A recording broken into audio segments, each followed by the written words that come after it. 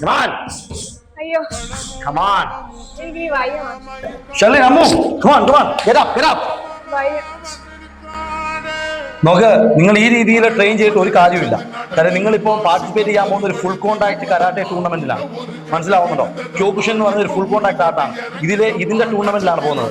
Especially ഇതിന്റെ above 18 ഇയേഴ്സിലുള്ള fight എന്ന് പറയുന്നത് അത് കുറച്ചുകൂടി ഹാർഡായിരിക്കും. നമുക്ക് വേറെ പ്രൊട്ടക്ഷൻ എക്യുപ്മെന്റ്സ് ഒന്നുമില്ല. ബെയർ ഹാൻഡ് ഫൈറ്റ് ആണ്.